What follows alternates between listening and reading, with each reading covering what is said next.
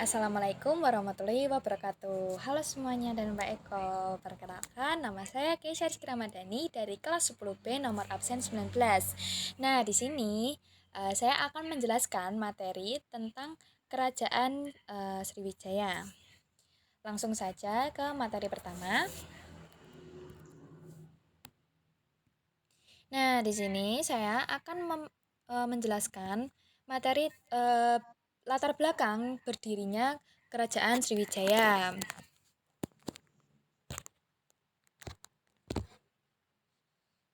Nah, Kerajaan Sriwijaya didirikan pada abad ke-7 Masehi di sekitar Sungai Musi, Palembang, Sumatera Selatan.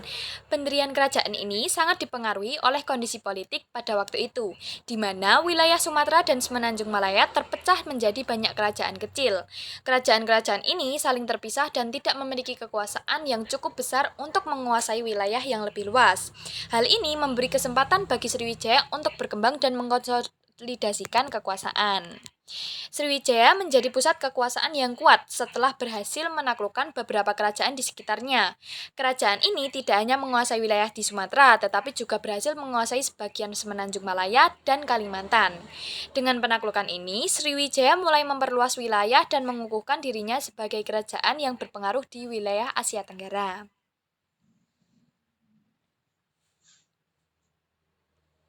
Untuk pendirian resmi Kerajaan Sriwijaya tercatat pada 16 Juni 682 Masehi yang dipimpin oleh Dapunta Hyang.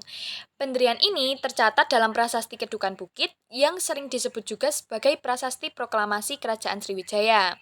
Hal ini menunjukkan bahwa Sriwijaya bukan hanya sekedar kerajaan kecil, tetapi telah resmi berdiri sebagai kekuasaan besar pada waktu itu. Nah, terus sebenarnya apa sih arti dari nama Sriwijaya itu? Sriwijaya ini berasal dari bahasa Sanskerta. Sri itu yang berarti bercahaya dan Wijaya yang berarti kemenangan. Nama ini mencerminkan harapan bahwa kerajaan ini akan menjadi kerajaan yang besar, kuat, dan berhasil dalam segala hal. Kerajaan Sriwijaya berkembang pesat terutama karena kekuasaannya dalam perdagangan dan pelayaran.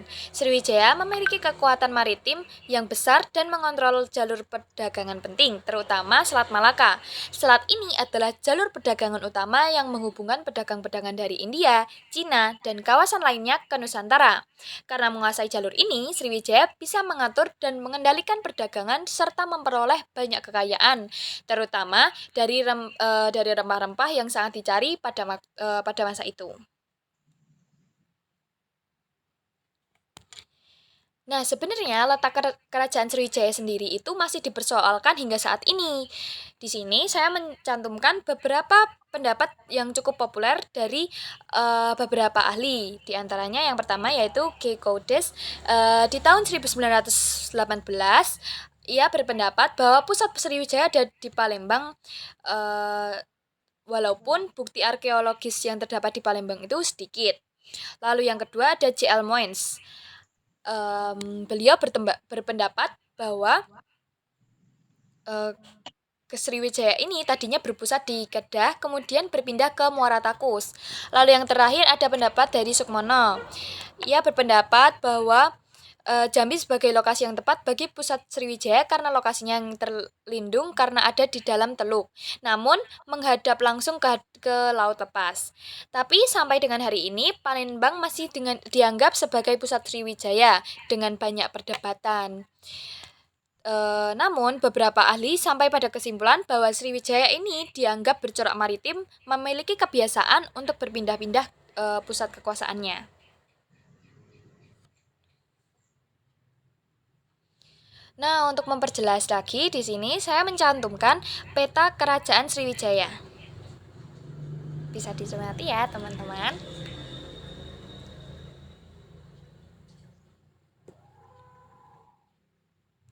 Nah, lanjut. Di sini saya membahas tentang sistem kepercayaan yang dianut oleh masyarakat Sriwijaya. Kepercayaan masyarakat Sriwijaya adalah agama Buddha yang diperkenalkan pada tahun 425 Masehi. Menurut catatan Itsing, Sriwijaya menjadi pusat pembelajaran agama Buddha dan rumah bagi para sarjana Buddha. Aliran Buddha yang berkembang di Sriwijaya meliputi Mahayana dan Hinayana. Beberapa pendeta Buddha terkenal dari Sriwijaya adalah Dharmapala dan Sakyakirti. Lalu, siapa sih Dharmapala dan Sakyakirti itu? Jadi, Dharmapala adalah seorang guru besar agama Buddha dari Kerajaan Sriwijaya. Beliau pernah mengajar agama Buddha di perguruan tinggi Nalanda, Benggala. Lalu, Sakyakirti sendiri adalah seorang guru besar yang mengarang buku Hasta Danda Sastra.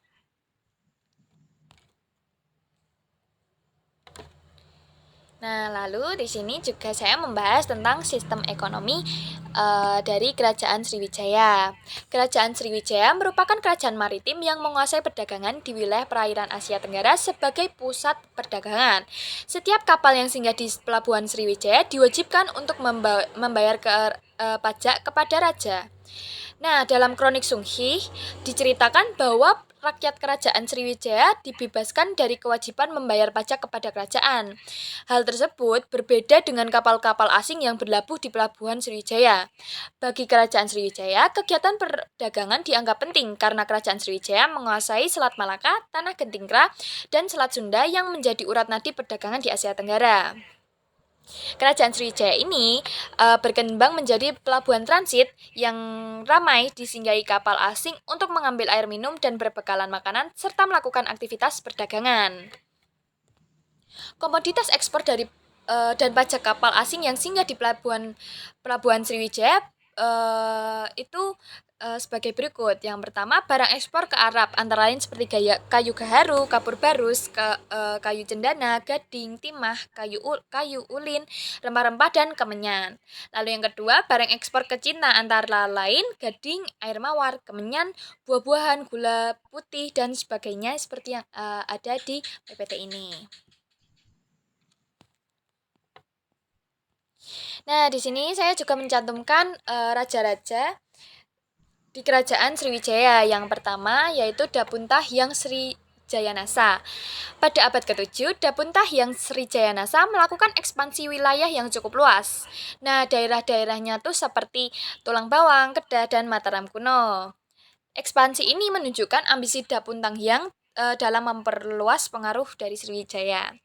Lalu yang kedua ada Samaratungga. Samaratungga tidak melakukan ekspansi militer. Samaratungga tidak melakukan ekspansi militer seperti pendahulunya. Ia lebih fokus pada penguatan penguasaan Sriwijaya di Jawa. Selama masa pemerintahannya, Samaratungga dikenal sebagai sosok yang membangun Candi Borobudur di Jawa Tengah yang selesai pada tahun 825 Masehi. Keputusan ini mencerminkan upaya untuk memperkuat pengaruh kerajaan di Jawa. Lalu yang ketiga ada Balaputra Dewa. Kerajaan Sriwijaya mencapai puncak kejayaan pada masa pemerintahan Raja Balaputra Dewa yang berasal dari Jawa Tengah dan merupakan anak dari Samaratungga, raja dari Mataram kuno. Balaputra ini dikenal sebagai raja besar, bahkan dalam Prasasti Nalanda disebut sebagai salah satu raja besar Sriwijaya. Kejayaan Sriwijaya bisa dilihat dari Raja Balaputra Dewa ini. Lalu yang keempat ada Sri Sudamaniwarma Dewa. Pada masa pemerintahan beliau, Sriwijaya mengalami serangan dari Raja Dharmawangsa dari Jawa Timur. Namun, serangan tersebut berhasil digagalkan oleh tentara Sriwijaya. Setelah itu, beliau digantikan oleh putranya yaitu Marawijaya Tunggawarman.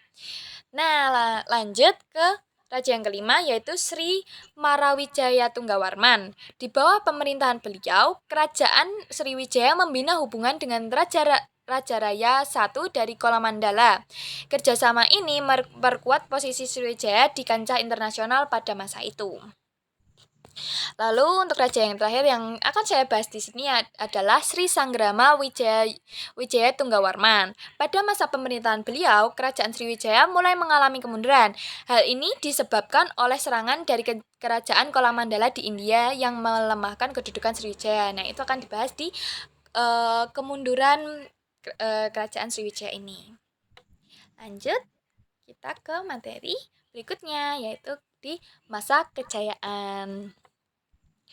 Puncak kejayaan Sriwijaya ini terjadi pada abad ke-8 hingga ke-9 di bawah Raja Balaputra Dewa pada 850 Masehi, dengan wilayah kekuasaan meliputi Malaysia, Singapura, dan Thailand Selatan. Nah, untuk faktor kejayaan Sriwijaya itu seperti letaknya yang sangat strategis di jalur perdagangan antara India dengan Cina, lalu kemajuan pelayaran dan perdagangan antara Cina dan India melalui Asia Tenggara, runtuhnya kerajaan Funan di Indochina. Nah, dengan runtuhnya kerajaan Funan ini memberikan kesempatan kepada Sriwijaya untuk berkembang sebagai negara maritim menggantikan Funan. Nah, Lalu Sriwijaya juga mempunyai kemampuan untuk melindungi pelayaran dan perdagangan di perairan Asia Tenggara dan memaksanya singgah di pelabuhan-pelabuhan. Setelah masa kejayaan, kerajaan Sriwijaya juga mengalami fase kemunduran. Untuk penyebab kemunduran kerajaan Sriwijaya, yang pertama ada kerajaan Sriwijaya yang berulang kali diserang oleh kerajaan Kolamanda dari India. Nah, seperti yang dibahas tadi pada masa pemerintahan Sri Sanggrama Wijaya Tunggawarman, kerajaan Sriwijaya ini mulai mengalami kemunduran. Hal ini disebabkan oleh serangan dari kerajaan Kolamanda di India yang melemahkan kedudukan Sriwijaya.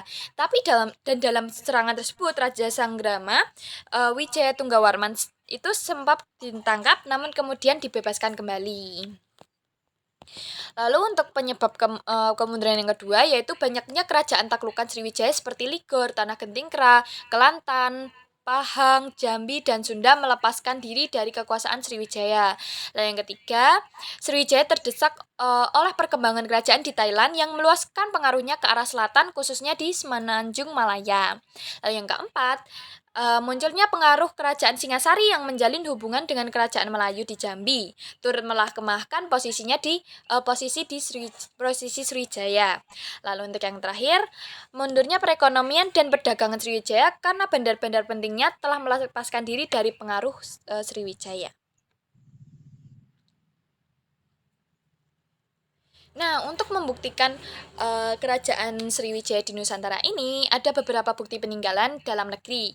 Yang pertama, seperti Prasasti Kedukan Bukit. Isi prasasti ini adalah keterangan bahwa Raja Dapuntahyang Sri Jayanasa berhasil menaklukkan kerajaan Melayu Minang Tampuan dan berhasil memperluas kekuasaannya hingga ke Jambi. Lalu yang kedua, ada Prasasti Telaga Batu. Secara garis besar, isi prasasti ini adalah kutukan terhadap siapa saja yang melakukan kejahatan di kerajaan Sriwijaya dan tidak taat kepada perintah raja. Untuk yang ketiga, yaitu ada Prasasti Karangberahi. Isi prasasti ini adalah keterangan tentang penguasaan Sriwijaya atas daerah Jambi.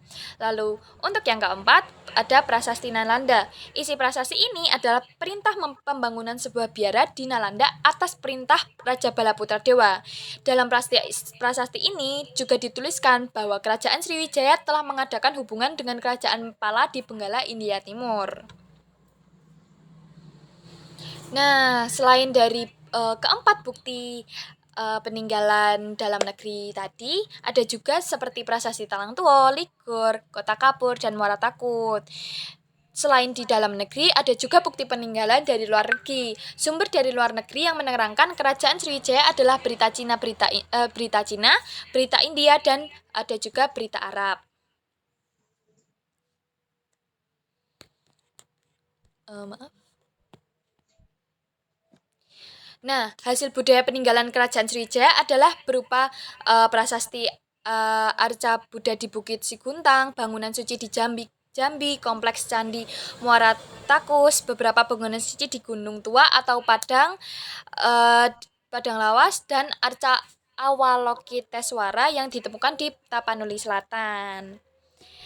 Nah, dari materi-materi yang sudah saya jelaskan tadi, saya mengambil dari beberapa sumber ini yang saya cantumkan seperti kompas.com, detik.com, terus ini ada buku online yang saya download, ini untuk LKS, ada detik.com lagi, dan yang terakhir di ensiklopedia.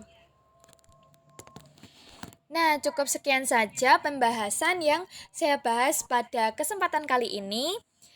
Mohon maaf jika ada salah kata ataupun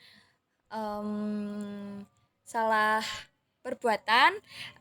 Cukup sekian materi dari saya, kurang lebihnya saya mohon maaf. Terima kasih. Wassalamualaikum warahmatullahi wabarakatuh.